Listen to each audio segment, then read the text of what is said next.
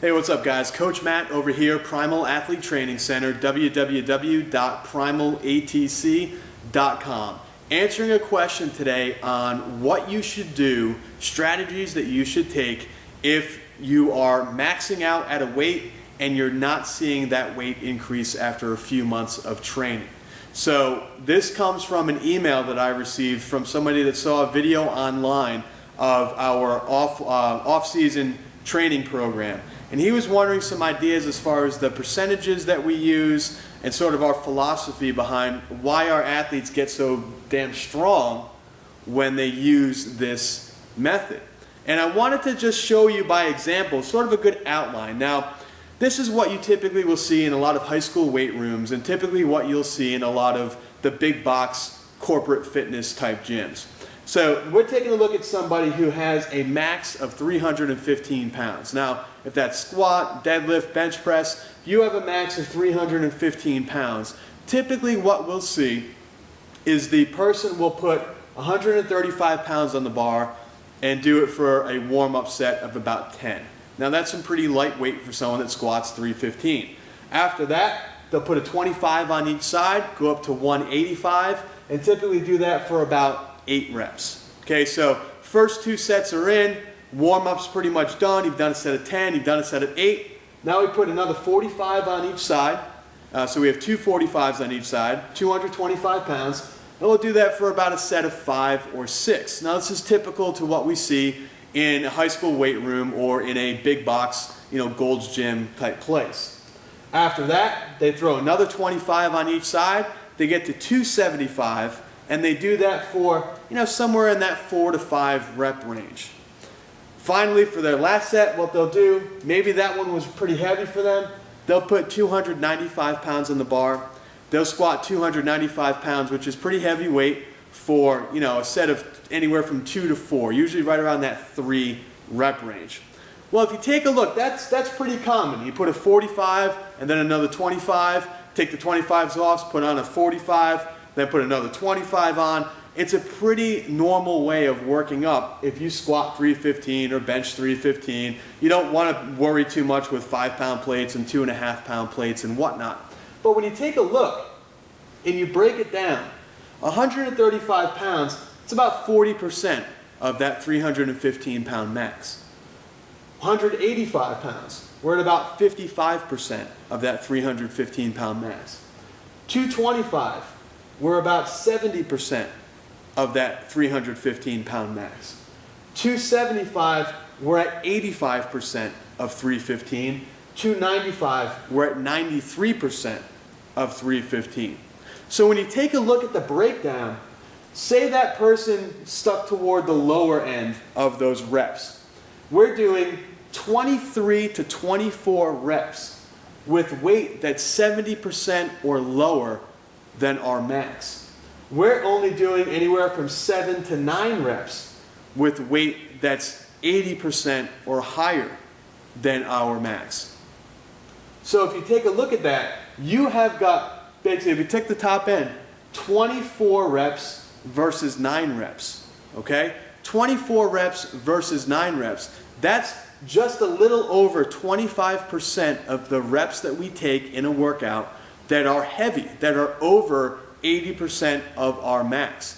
Not only that, but what we see here is we've made a gigantic jump. We've gone from light warm-ups to a medium weight of 70%. We've jumped 15% to go up to 275, and then from there we've only jumped another 8% to go up to 295. So not only are we spending more time with lighter weight, but we're spending more time with weight and more reps and more effort with weight that is not really going to benefit us and get us stronger. When you have a max of 315, that's a really good squat, but it's not super strong, okay? A max of 315, what that shows somebody like me that's been in this industry for a long time is that you're not spending enough time under the correct amount of weight, okay? Now that's assuming that your form and technique is good. So if you're only spending a quarter of your time under heavy weight, and 75% of the time is under lighter warm-up sets, your body's never going to get adjusted. It's never going to acclimate to getting used to heavier weights. And you can't expect your max of 315 to go up when you're playing with 185 pounds. It's just not going to happen. So instead, here's what I'd like to see. Let me go get a marker. Okay. This is what I'd like to see. Okay. If we're doing 315, I would like to see something like this. I want to see, get rid of all this stuff here. When you start out for your first warm-up, he had it pretty good. We want to be somewhere around 40% of 315. From there, we want to start to jump in increments. We don't want to take big jumps here, small jumps there. We want to plan this out. We want to move up, say 10%, 50%, 60%, 70%, 80%. And the rep range that you want to be at, doing this for 10 as a warm-up, had that good. Maybe this somewhere around that 7 to 8. And down here, you want to be somewhere in that, 5 to 6 rep range. 5 to 6 rep range. Now that's for the first week. The second week, what you want to do is either jump 5%, or in this case, add about 10 to 15 pounds to each one. Now, you want to try to either do that for the same amount of reps, or your reps will decrease a little bit. But what you're going to start to see is, when you get to your third week, we're going to end at 90%, and we're going to start at 50%.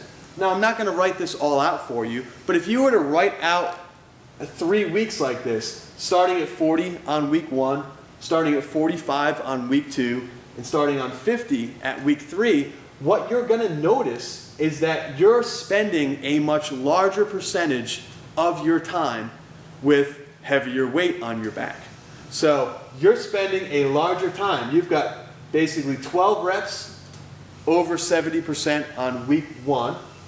You're going to have about somewhere in that 12 to 15 reps over 70% on week 2. And you're going to be right around somewhere in that 15 rep range with weight when you get to week 3. So now, instead of spending 25% of the time with heavy weight on your back, now you're going to be spending close to 50% of your time with heavy weight on your back. And what this is going to do is, it's going to make sure that your focus and your concentration is on heavier weight. You're not going to be wasting time, you're not going to be wasting energy and wasting reps working with lighter weight that should be done as a warm-up. You're going to be moving into heavier weight on a more consistent basis with a good progression for 3 weeks. And what you'll start to see is that the more time you spend underweight, the more time that you spend with heavier weight, the stronger you're going to become, because your body, not just your muscles, but your nervous system is going to get used to being under heavier weight on a more consistent basis. Now, if you do that with your squat, if you do that with your bench, and you do that with your deadlift, well, now we have not only that higher percentage of weight on that one day, but now we have higher percentage of weight all 3 days. And your body will get accustomed to it quicker, your body will react to it better, and you will get stronger as you proceed with the heavier weight. So try that out. Don't just throw random 25s and 45s on the bar because you can do it easy enough. Actually think it out. Work on the math. Do the percentage and figure out what works best for you. That's pretty much how we have it set up in the off-season training plan.